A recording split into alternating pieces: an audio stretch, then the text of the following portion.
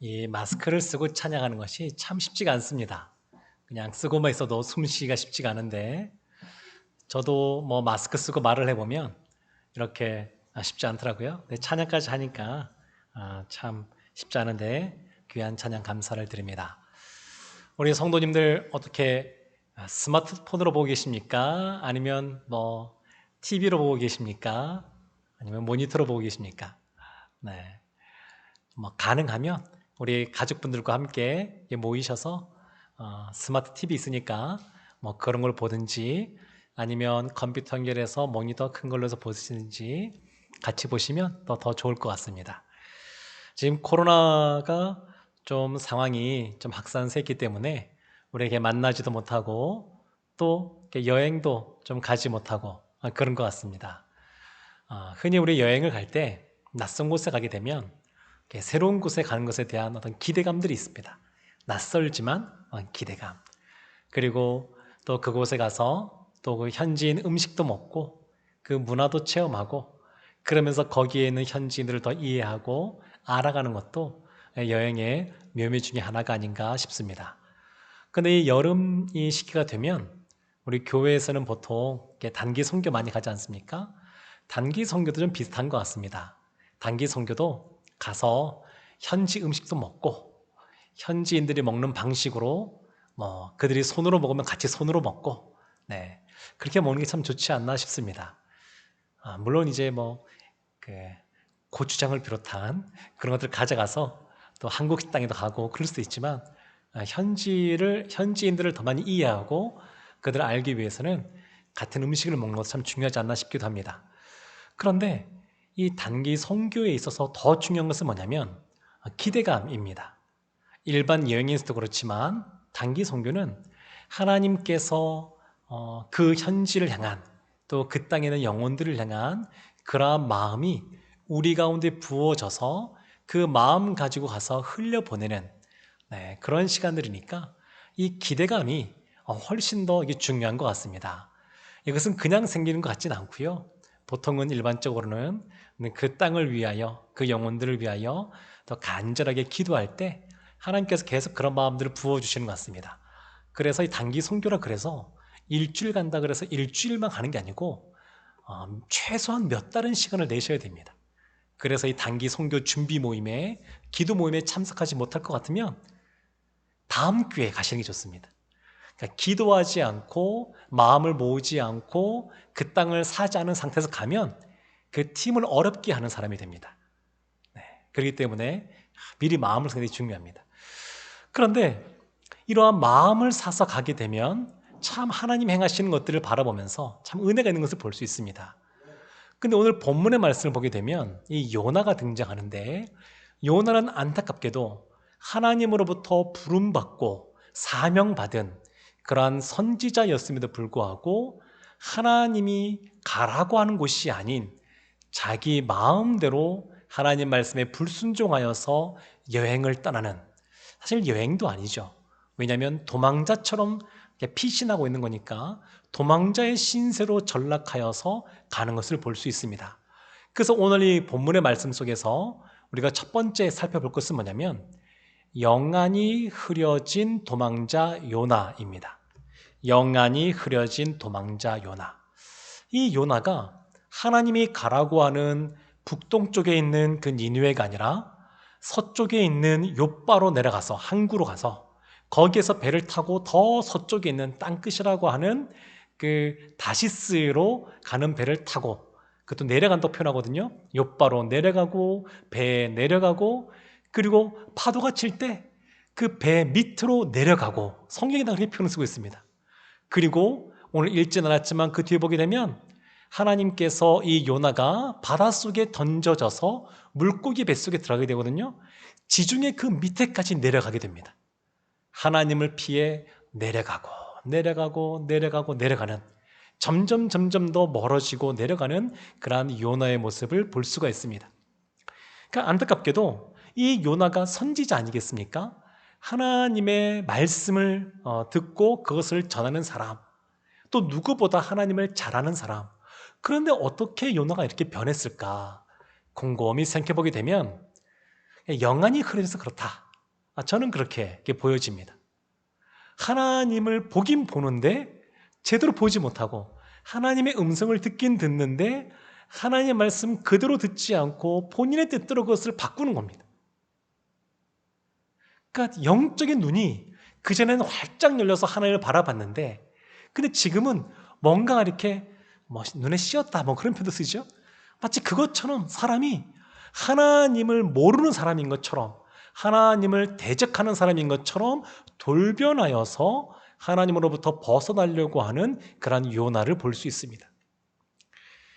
이 시간에 우리가 온라인으로 지금 이렇게 만나기 때문에 본당에서 들을 때와는 약간 느낌이 다르시겠죠? 그러나 하나님께서 이 시간 우리 사랑하는 세순 성도님들의 영적인 눈을 활짝 열어주셔서 이 시간, 오늘 말씀 시간을 통하여 또 예배 시간을 통하여 하나님을 바라볼 수 있는 그런 은혜가 있기를 주님의 이름으로 축원합니다. 그래서 이 요나를 생각해보면 왜 요나가 이런 생각을 했을까? 왜 이렇게 눈이 닫혔을까 생각해보면 하나님이 본인에게 처음 주셨던 그 사명, 소명, 그것을 너무 강하게 붙잡고 있지 않았나 싶습니다. 하나님이 요나에게 북이스라엘 가운데 그 왕에게 찾아가서 말씀을 선포하라 하셨고 그 말씀대로 그 나라가 융성해지고 부흥하고 강대해지는 것을 바라보면서 어느 순간 자신의 그런 어떤 소명을 과신한 것이 아닌가 싶습니다. 하나님께서는 사랑할 수 없는 사람, 원수라고 여겨지는 니누에 있는 그 사람들에게 찾아가서 사랑해라 라고 말씀하시는데 요나는 하나님, 저는 제가 사랑할 수 있는 사람, 제가 끝까지 품을 수 있는 우리 민족, 우리 나라, 저는 그들을 사랑하겠습니다. 이렇게 말하는 겁니다. 하나님이 말씀하시는 것이 아니라 본인이 그 하나님이 주셨던 말씀에 대하여 처음 주셨던 말씀에 대하여 하나님의 어떤 마음 그는 상관없고 본인이 가진 생각이 더 중요하게 되어서 자기중심적으로 변해서 그것을 놓지 않는 그러한 요나를 볼 수 있습니다. 요나가 이렇게 하나님의 마음을 모르는 데는 또 하나 이유가 있습니다. 그것은 뭐냐면 그의 시각이 너무 협소하기 때문에 그렇습니다. 편협된 시각이 있습니다. 그래서 요나에게 하나님이 북이스라엘 땅 가운데 부흥이 있을 것에 대해서 나라가 회복될 것에 대해서 선포하라고 하신 그 이유가 무엇인지 거기에 대해서는 별로 생각을 못하는 겁니다. 요나가 왜 하나님께서 그렇게 북이스라엘 땅 가운데 선포하라고 했을까? 그리고 지금 왜 니느웨 땅 가운데 하나님이 보내실까? 여기에 대한 깊은 이해함이 없습니다. 그냥 본인이 생각할 때 우리 나라, 우리 민족, 그리고 우리 선민 사상이 있는 그러한 모습 속에 그냥 갇혀 있으니까 열방을 향하신 하나님의 마음, 창세기부터 시작하여서 계시록까지 이어지는 하나님 나라, 그 하나님 나라라는 거대한 물줄기가 어떤 것인지 전혀 모르고 있는 겁니다. 그러니까 이 요나가 안타깝게도 이렇게 하나님이 허락하시는 그러한 말씀이, 그런 주신 사명이 하나님 나라라고 하는 큰 가운데 어디 위치에 있는지 그것을 잘 모르는 그런 모습 속에 있었습니다. 어쩌면 요나는 오늘날 표현을 한다 그러면 효율성을 중요시하는 사람이 아니었나 싶습니다. 그러니까 본인이 생각할 때 본인은 북이스라엘 땅 가운데 살고 있고 북이스라엘 땅을 잘 알고 있고 유대인들을 사랑하고 그들에게 효과적으로 사역할 수 있는 사람인데 이런 나를 저 먼 적국 아수르 니느웨 땅 가운데 보내서 사역하게 하는 것은 낭비다, 효율적이지 못하다 이렇게 생각하지 않았나 싶습니다. 또 하나님께서는 이 요나가 40일이 지나면 니느웨가 무너질 것이다 이 말 한마디에 그 12만 명이나 되는 사람들이 주님께 돌아오는 그러한 역사를 보여주시는데 참 아이러니하죠. 오케스트라를 보게 되면 참 여러 그 악기를 연주하는 그런 연주자들과 연주자들 악기를 갖고 지휘자의 지휘에 따라서 이렇게 연주하는 걸 볼 수 있습니다. 이 오케스트라가 중요한 것은 하모니, 조화 아니겠습니까? 아름다운 소리를 내는 것인데 그런데 마치 피아노 치는 사람이 오케스트라에서 가장 그 전체 연주 시간 중에서 가장 많이 연주하는 사람은 나니까 내가 제일 중요하고 내가 제일 받는 것에 비해서 효율적으로 또 열심히 하는 사람이다. 이렇게 말한다 그러면 수긍할 사람이 그렇게 많지 않을 것 같습니다.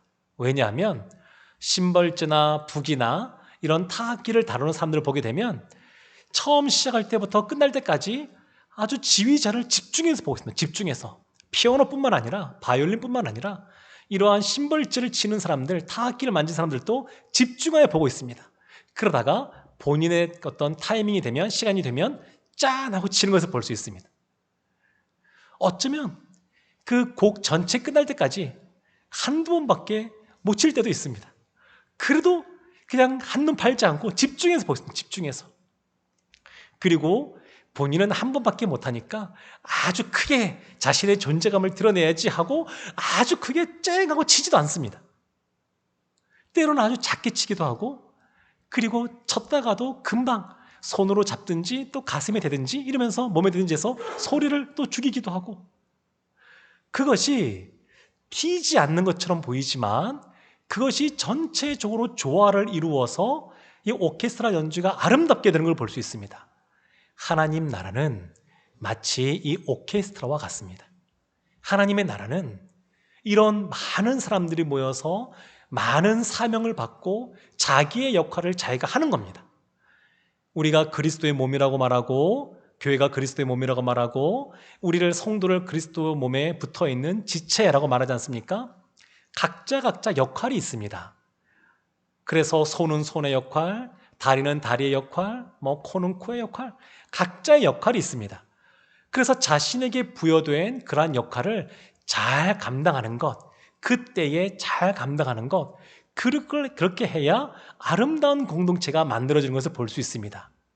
요나는 이와 같은 원리에 대하여 무지했다라고 볼 수 있습니다. 제가 전에 살가던 교회에 한 성도님이 계시는데 의사 선생님이었습니다. 그랬을 때 이 파키스탄에 가셔서 한 10년 넘게 거기는 이제 굉장히 위험한 곳이니까 또 이 군인들이 경비도 서는 그 병원 안에, 철조망 안에 갇혀 있으면서 아주 가난한 사람들, 힘든 사람들, 의료대를 보기 어려운 사람들에게 오랫동안 그들을 섬겼습니다. 근데 어느 날 이 평신도 선교사님이시죠? 이분 가운데 마음에 회의가 든 겁니다. 10수년 동안 이곳에서 청춘을 보내면서 열심히 섬겼는데 돌이켜보니까 주님의 제자라고 할 수 있는 사람을 키워내지 못했다라고 하는 그런 회의감이 든 겁니다.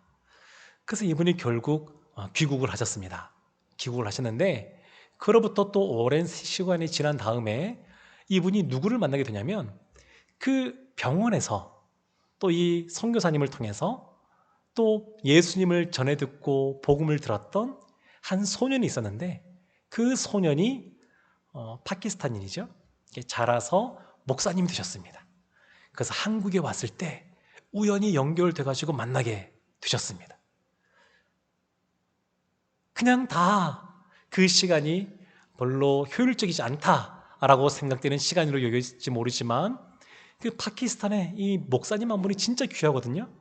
그러니까 그 목사님으로서 참 많은 사역들을 하고 있습니다. 그러니까 돌이켜보면 효율적이지 않은 것이 아닙니다. 하나님께서는 하나님 나라, 이 오케스트라 하나님 나라 가운데 우리에게 꼭 필요한 것들을 또 하라고 하는 때가 있습니다. 이 요나는 마치 그와 같이 쓰임받는 사람으로 하나님께 부름받고 있습니다.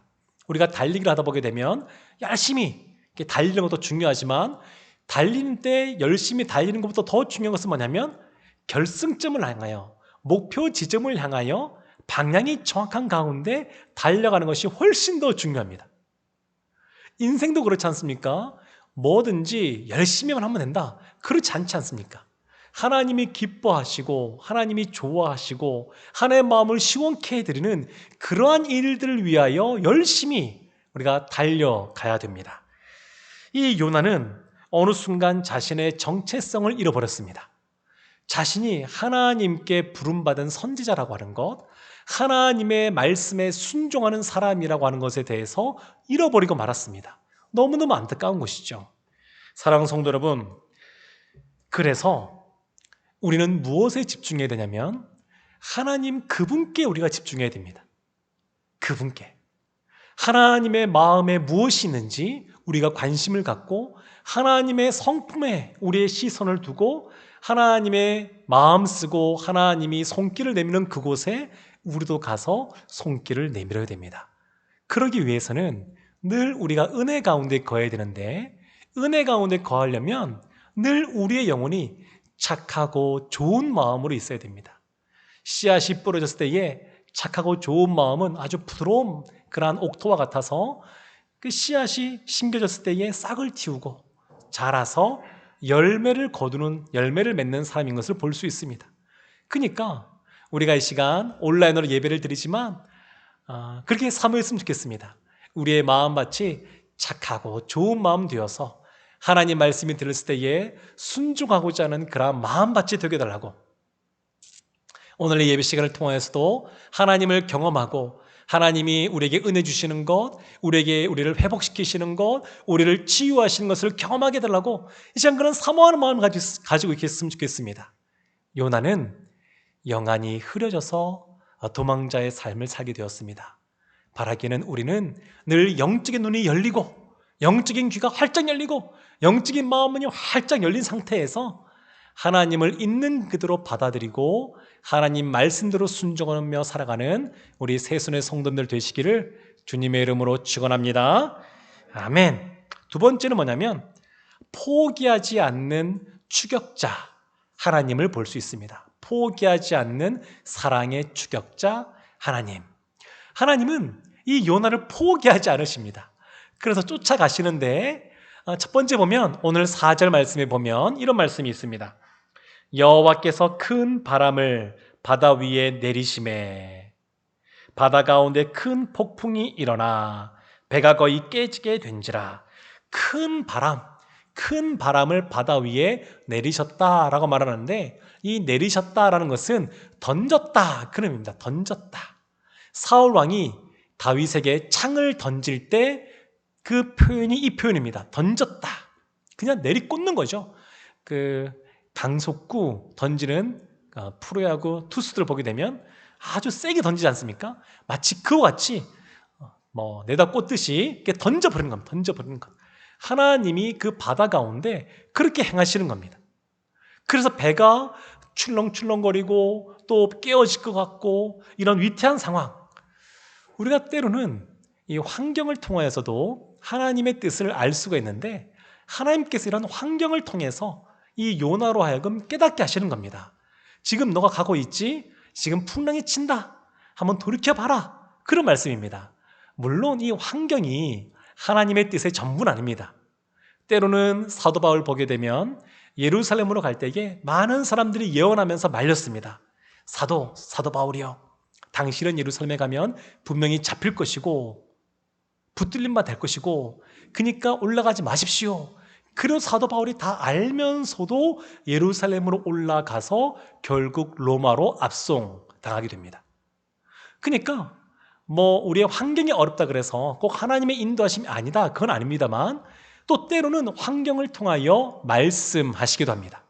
하나님이 지금 이 큰 풍랑을 일으켜서 이 요나라고 하면 깨닫게 하시는 겁니다. 그런데 안타깝게도 이 요나가 깨닫지 못하고 배 밑으로 들어가서 잠을 자게 됩니다. 마치 난 하나님의 말씀을 듣고 싶지 않습니다. 그런 것 같습니다. 그냥 하나님께서 말씀하실 것 같으니까 그냥 자버리는 겁니다. 그냥 배 깊은 곳에 또 내려가서 구석에 들어가서 그냥 자고 있는 겁니다. 하나님은 포기하지 않으시고 이번에는 선장을 내려보내십니다. 그래서 6절 보게 되면 선장이 찾아가게 되는데 그 자는 요나를 흔들어 깨웁니다. 흔들어 깨우면서 자는 자여 어찌함이냐 일어나서 내 하나님께 구하라. 선장이 이 요나를 막 흔들면서 너가 믿는 그 하나님께 기도하면 혹시 우리가 이런 풍랑으로부터 벗어나서 안전하게 될지 모르니까 좀 기도 좀 해라. 기도. 이방인 선장이거든요. 그리고 이 요나는 선지자, 하나님의 말씀을 직접 듣는 선지자거든요. 어떤 면에서는 굉장히 창피한 일인 것 같습니다. 자존심 상하는 일이기도 하고 이방인 선지자로부터 기도 좀 하는 이야기를 들으니까 그런데도 불구하고 요나가 기도하지 않습니다. 기도하는 장면이 나오지 않습니다. 그러니까 세 번째로 하나님이 또 어떻게 하시냐면 제비뽑기를 하게 하십니다. 이 당시에 제비뽑기는 그 고대 근동 지방에 이 당시에 그냥 일반적으로 이방 문화에 있는 분들도 뽑는 그런 것이었습니다. 그들의 신을 부르면서 뽑는 그냥 일반적인 그런 것이었습니다. 그런데 성경을 보면 구약 성경을 보면 여러 번에 걸쳐서 이 제비뽑기를 통하여 하나님의 뜻을 드러내는 경우가 종종 있었습니다. 그리고 신약 시대도 보게 되면 오순절 성령 강림 전에 12 지자 중에서 가룟 유다가 예수를 판 이후에 또 목숨을 끊게 되죠. 그 다음에 마띠아가 그 자리를 대신하게 될 때도 제비를 뽑습니다. 그래서 제비 뽑기는 때로는 그것이 하나님의 뜻을 알 수 있는 그런 방법인 것을 볼 수 있습니다. 그런데 이러한 제비 뽑기와 관련하여 이 이방인의 어떤 그런 풍습에 따라 뽑았지만 결국 요나가 뽑히게 된 겁니다. 하나님이 계속 말씀하고 있는 겁니다. 요나야, 너가 지금 이 나를 피하려고 하지만 피할 수 없다라고 하는 것을 계속해서 알려주고 계십니다. 계속해서. 그럼에도 불구하고 이 요나가 또 역시 회개하지 않습니다. 돌이키지 않습니다. 그 선장과 선원들이 묻거든요. 넌 도대체 누구냐? 누구길래 너 때문에 지금 이와 같은 일을 겪는 것이냐? 어려움을 겪는 것이냐? 그때 이 요나가 하는 말이 9절에 보면 이렇게 말합니다. 그가 대답하되 나는 히브리 사람이요 바다와 육지를 지으신 하늘의 하나님 여호와를 경외하는 자로라. 본인이 누군지 잘 알고 있습니다. 히브리 사람이라고. 그리고 하나님이 어떤 분이신지 잘 알고 있습니다. 바다와 육지를 지으신 창조주 하나님이시라고. 그리고 본인은 하나님을 경외하는 자라고 설명하고 있습니다. 요나가 믿음이 없는 사람이 아닙니다. 하나님에 대한 지식이 부족한 사람이 아닙니다.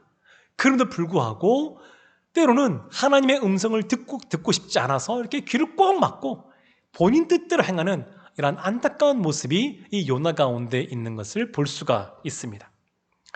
사랑하는 성도 여러분, 하나님은 우리를 포기하지 않으시는데 존 스토트 목사님이라고 20세기에 아주 유명한 그 목사님 중에 한 분이셨습니다. 그분이 나는 왜 그리스도인이 되었는가 라고 하는 책에서 그분이 이렇게 고백합니다. 제가 그리스도인이 된 이유는 궁극적으로 제 부모나 스승의 역량도 아니고 그리스도에 대한 저 자신의 결단 때문도 아니며 바로 천국의 사냥개 때문입니다. 즉 제 마음대로 가고자 도망할 때조차도 끈질기게 저를 쫓아오신 그분 때문인 것입니다. 그리고 그분이 은혜롭게도 저를 추적하지 않으셨다면 오늘날의 저는 없을 것입니다. 이 존 스토트 목사님이 하나님을 천국의 사냥개로 비유하면서 하나님이 나를 딱 문 다음에 결코 놓지 않고 내가 방황하고 내가 하나님을 떠나 사는 것처럼 보일 때에도 결코 놓지 않고 나를 쫓아오셔서 나를 하나님의 자녀로 삼아주셨다. 그리스도인이 되게 하셨다. 이렇게 고백하는 것입니다. 사랑하는 성도 여러분, 하나님은 이러한 요나뿐만 아니라 또 존 스토트 목사님뿐만 아니라 우리도 놓지 않으시고 포기하지 않으시고 우리를 꽉 붙잡고 계신 줄로 믿습니다. 요한일서 4장 10절에 보면 이런 말씀이 있습니다. 사랑은 여기 있으니 우리가 하나님을 사랑한 것이 아니요 하나님이 우리를 사랑하사 우리 죄를 속하기 위하여 화목제물로 그 아들을 보내셨음이라. 아멘. 우리가 먼저 하나님을 사랑한 것이 아닙니다. 하나님이 먼저 우리를 사랑하셨습니다. 우리가 먼저 하나님께 나아간 것이 아닙니다. 하나님이 예수 그리스도를 우리 가운데 먼저 보내주셨습니다. 그래서 우리가 하나님의 자녀가 된 것입니다. 도망자 요나를 끝까지 추격하여 포기하지 않고 그를 하나님의 뜻대로 세우신 것처럼 하나님은 죄인인 우리를 끝까지 포기하지 않고 우리를 사랑으로 추격하셔서 하나님의 자녀가 되게 하셨습니다.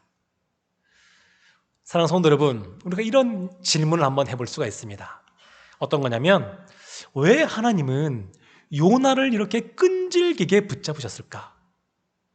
왜 이렇게 요나로 하여금 이 사역을 감당하도록 끈질기게 그를 놓지 않고 쫓아가고 붙잡고 계셨을까? 이 당시에 여러 선지자들이 같이 활동하고 있었습니다. 요나 말고도 하나님을 경외하는 많은 사람들이 있었습니다. 드러나지 않았지만 여전히 많은 사람들이 이 당시에 있었습니다. 그러면 그들을 불러서 그들을 보내시면 되는데 왜 요나를 그렇게 하셨을까? 하나님의 그러한 추격, 하나님의 그러한 쫓아가심은 징계나 심판이 아닙니다. 하나님이 요나를 심판하기 위하여 이렇게 요나를 쫓아가신 것이 아닙니다. 하나님이 쫓아가신 것은 하나님이 요나를 사랑하시기 때문에 그런 것입니다. 하나님은 예수의 말씀처럼 누구라도 아브라함의 자손이 될 수 있도록 길가의 돌들도 하나님을 찬양할 수 있도록 만드실 수 있는 분이 하나님이십니다. 요나 아니면 안 돼 이런 것이 아닙니다. 요나 아니면 니느웨에 복음을 전할 사람이 없다 이런 것이 아닙니다. 하나님은 인격적인 분이어서 이 요나를 기다려주시고 사랑으로 품어주시고 그가 자신의 틀, 나는 북이스라엘 가운데 유대인 가운데 복음을 전하는 사람이야 라고 하는 것에서 벗어나서 이제는 단순히 선지자가 아니라 북이스라엘 선지자가 아니라 열방 가운데 복음을 증거하는 선교사로서 있기를 원하셨습니다. 하나님은 이 요나가 그렇게 되기를 원하셨습니다. 그래서 요나야, 너가 좀 나를 도와줄 수 없겠니? 이렇게 하시면서 설득하고 계시는 장면이 오늘의 장면이라고 할 수 있습니다. 사랑하는 성도 여러분, 하나님은 이 요나를 포기하지 않고 추격하고 계십니다. 그 하나님이 우리도 추격하고 계신 줄로 믿습니다. 하나님 우리를 결코 놓지 않으셔요. 결코 놓지 않습니다. 세상 끝날까지 우리와 함께 하시고 우리에게 은혜를 베푸실 줄로 믿습니다. 우리도 하나님께서 요나를 이방 가운데 보내시는 것처럼 작은 예수로서 우리의 원수가 있단다 할지라도 우리의 이웃 가운데 찾아가서 그리스도의 밝은 빛을 비추는 하나님의 자녀분들 되시기를 주님의 이름으로 축원합니다. 아멘. 이렇게 이 도망자 이 요나와 또 사랑의 추격자 되시는 그 하나님의 모습을 보면서 우리가 한 가지 더 살펴볼 것이 있습니다. 그것이 뭐냐면 세 번째인데 큰 그림 속에서 인도하시는 하나님입니다. 큰 그림 속에서 인도하신 하나님. 작년 4월 달인가요? 하나 그 유명한 그 영화가 개봉이 되어서 우리나라만 하더라도 제가 찾아보니까 1397만 명이 관람했다 그러는데 굉장히 많이 관람했죠. 어떤 영화냐면 어벤져스 엔드게임이라는 그런 영화입니다. 어벤져스 엔드게임이라고 그 미국 할리우드 그 영화인데 여러 영화에 나왔던 그 영웅들을 모아놔서 어벤져스라고 그 팀을 만들어서 시리즈로 해서 여러 영화를 만들었습니다. 근데 그 영화 맨 마지막 엔딩 장면이 나오는 그 영화, 마지막 영화라 그래서 사람들이 관심을 끌었는데 10년이 넘는 세월 동안 그리고 한 20여 편의 그런 영화를 스토리 가운데 스토리를 잃어버리지 않고 한 큰 물줄기처럼 큰 줄기 속에 그런 것들을 하나하나 배치해서 마지막 영화를 보면 이 영화를 쭉 다 보신 분들은 이 전율을 느낀다고 그러던데 그 안에 이 반전들이 있답니다. 반전들. 짜릿함을 느끼는 짜릿함. 이야, 이 장면이 큰 그 시리즈 중에서 그때 이 장면이 여기와 연결되는 거구나. 그래서 굉장히 만족했다. 이런 평들이 많았었습니다. 그런데 이 영화를 제작한 마블 제작사보다 하나님은 우리 인생을 향하여 하나님 나라를 향하여 더 큰 그림을 가지고 계십니다. 우리 한 사람 한 사람도 더 큰 그림 속에서 우리를 인도하시는 거고 우리 교회도 하나님께서 더 큰 그림 속에서 지난 50년뿐만 아니라 앞으로의 50년도 하나님의 큰 그림 속에서 하나님께서 인도하고 계신다고 믿습니다. 그리고 이것은 한국 교회를 향하여서도 마찬가지입니다. 지금 여러 가지 어려움을 많이 겪고 있지만 또 이 모든 과정을 하나님의 뜻 가운데 우리가 정금과 같이 나아가는 과정으로 나간다 그러면 하나님께서 나중에 우리 한국교회도 이런 과정을 통하여 또 아름답게 하나님 나라의 역사를 이루는 그러한 교회로 쓰이실 줄로 믿습니다. 이 요나를 보게 되면 이 큰 그림을 그리는 하나님의 주권을 볼 수 있는데, 요나서 1장 1절부터 보게 되면 하나님의 말씀이 등장하고요, 맨 마지막인 4장 끝절도 보면 하나님의 말씀으로 끝을 맺습니다. 오늘 본문 처음 시작인 4절 말씀에 큰 풍랑을 던지시는 분도 하나님이시고, 그리고 이어지는 내용 보게 되면 큰 물고기를 준비하시는데 준비하시는 분도 하나님이십니다. 하나님에게 주권이 있습니다. 하나님이 전적인 그림을 그리십니다. 하나님이 인도하십니다. 그래서 우리는 우리의 한계를 인정해야 됩니다. 하나님은 창조주이고 우리는 피조물이라고 하는 것, 하나님은 그릇을 빚으시는 그러한 토기장이시고 우리는 빚어지는 그릇이라고 하는 것, 우리가 완전한 존재가 아니라 불완전한 존재라고 하는 것, 그래서 하나님이 우리의 뜻 가운데 우리의 뜻대로 움직이시는 분이 아니라 우리가 하나님께 초점을 맞추고 하나님의 뜻대로 움직여야 된다고 하는 것에 대해서 우리가 인정하는 것이 필요합니다. 그래서 우리가 이 요나를 향한 하나님의 큰 그림 속에서 우리가 두 가지를 특별히 더 살펴볼 수 있는데, 첫 번째는 뭐냐면 하나님은 이 요나가 사람을 살리기를 원하셨습니다.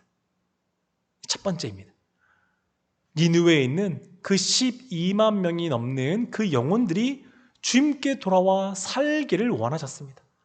하나님은 단순한 선지자가 아니라 구약에 보게 되면 여러 인물들을 통하여 하나님이 이방 가운데 복음을 전하는 모습이 나오거든요. 근데 대표적인 인물이 요나입니다. 요나. 선지자로서 있는 것이 아니라 선교사로서 있기를 원하셨습니다. 요즘 미셔널 처치 그런 말 많이 쓰는데 미셔널 선교사로서 이 요나가 있기를 원하셨습니다. 두 번째는 뭐냐면 이 요나의 사건을 통해서 예수님에 대한 그림을 그리기를 원하셨습니다. 요나의 이야기를 보면 자연스럽게 예수 그리스도가 연상이 되어집니다. 그래서 요나서에 참 많은 다양한 주제들이 있고 크고 작은 교훈의 말씀들이 있지만 가장 핵심은 뭐냐면 이 요나의 이야기를 통하여 이것이 예수 그리스도께로 연결된다고 하는 것입니다. 이것이 가장 큰 핵심이라고 할 수 있습니다. 예수님은 이 이방인인 빌라도 총독에 의해서 십자가에 이렇게 내어주게 되었는데, 그때 이 빌라도가 뭐라고 말하냐면 물을 갖고 와라 그러면서 씻으면서 나는 무죄하다, 나는 무고하다, 이런 말을 합니다. 근데 이 요나가 바다에 던져지게 될 때에 그 선장과 선원들이 그랬습니다. 하나님, 우리는 무고합니다. 하나님, 우린 죄가 없습니다. 이렇게 말합니다. 연상이 되어집니다. 그리고 이 선장과 선원들이 요나를 바다에 집어 던집니다. 이 이방인인 이 빌라도 총독도 십자가에 예수 그리스도를 내어 던졌습니다. 또 보게 되면 이 요나도 물고기 뱃속에 3일 동안 있다가 나오게 되었는데 예수님도 3일 만에 부활하셨습니다. 그리고 요나를 통해 이방인 선원들이 목숨을 구원받고, 뒤에 보면 니느웨 사람들뿐만 아니라 이 선원들도, 이방인인 이 선장과 선원들도 하나님을 인정하고 하나님께 예배드리는 사람들이 되었습니다. 그리고 예수 그리스도를 통하여 수많은 사람들이 예수님을 통하여 목숨을 구원받게 되고 하나님 나라의 백성이 되었습니다. 그러니까 이 요나라고 하는 인물을 통하여 하나님은 이 요나만이 아니라 그 한참 뒤에 오지만 예수 그리스도, 그 메시아까지 큰 그림, 빅피처를 그리는 것을 볼 수 있습니다. 하나님은 불완전한 요나를 통해 예수님의 죽음과 부활을 설명하는 도구로서 이 요나를 사용하셨습니다. 아브라함도 그랬고요, 노아도 그랬고요, 베드로도 그렇고요. 성경에 나오는 수많은 사람들이 예수 그리스도를 설명하는데 쓰임받는 도구로서 사용이 되어지게 됩니다. 사랑하는 성도 여러분, 사도행전에 보게 되면 평신도 사역자 중에 아나니아라는 사람이 있습니다. 사도 바울이 사울이라는 이름을 가지면서 또 쓸 때에 그때에 그 다메섹이라는 곳에 예수 믿는 사람을 잡아가기 위하여 가는 도중에 부활하신 예수님을 만나게 됩니다. 그러면서 눈이 안 보이게 되고요. 그러면서 예수님께서 이렇게 말씀하십니다. 너가 여기 있으면, 기도하고 있으면 아나니아가 찾아올 것이다. 그리고 나서 아나니아를 찾아가십니다. 요나와 다르게 요나는 니느웨 사람들에게 요나가 올 것이다 말하지 않았는데, 지금 이 사도 바울, 그 전에 사울이라는 이름을 썼죠. 사실은 같은 이름인데 헬라식이나 히브리식에 따라서 이게 발음이 달라지는 거거든요. 근데 이 사울에게는 먼저 말씀하셨습니다. 아나니아가 순종하지 않으면 하나님 말씀이 신실하지 못하게 되는 그런 상황이었습니다. 그래서 이 사울에게 아나니아에 갈 것이다 말씀하셨고, 아나니아를 그 다음에 찾아가셔서 사울에게 가라. 그때 이 아나니아가 마음에 껄끄러움이 있습니다. 부담감이 있습니다. 듣고 싶지 않습니다. 하나님, 제가 듣기로는 그 사울이라는 사람은 예수 믿는 사람을 다 잡아가고 심지어 죽이는데 앞장서는 사람인데 제가 가야 되겠습니까? 가고 싶지 않습니다. 그럼에도 불구하고 하나님이 재차 또 말씀하십니다. 그때 이 아나니아가 내키진 않지만, 본인의 마음에 온전히 기쁨은 없지만, 그래도 하나님이 나보다 크시고 온전하시고 나는 하나님의 말씀에 순종하는 그러한 종이다 생각하고 그 말씀에 순종해서 찾아가게 됩니다. 그리고 이 사울을 안수합니다. 그때 이 사울에게 성령이 임하고 눈의 비늘이 벗겨지고 우리가 아는 것처럼 아주 대사도로서의 활약을 시작하게 됩니다. 사도 바울이 그렇게 사역할 수 있도록 그 처음 문을 연 사람이 평신도였던 아나니아였습니다. 사랑하는 성도 여러분, 우리도 아나니아처럼 쓰임 받기를 원합니다. 요나처럼, 물론 요나도 이 4장까지 다 기록한 이후에 하나님께 돌아왔기에 이 요나서를 썼습니다. 하나님의 마음을 이해하는 사람이 되었기에 이 요나서를 썼습니다. 그러나 이 요나처럼 도망치고 물고기 뱃속에 들어가고 또 나와서도 그냥 박넝쿨 사건 통해서 온전하게 하나님 앞에 믿음으로 반응하지 못하고 시간이 오래 걸리는 것이 아니라, 아나니아처럼 내 뜻이 그것이 아니어도 하나님의 뜻이라면, 내 마음에 아주 기쁜 마음으로 원하지 않아도 하나님이 기뻐하신 일을 하면 기꺼이 그것을 감당하는 그러한 우리 성도들 되시기를 주님의 이름으로 축원합니다. 기도하겠습니다. 하나님,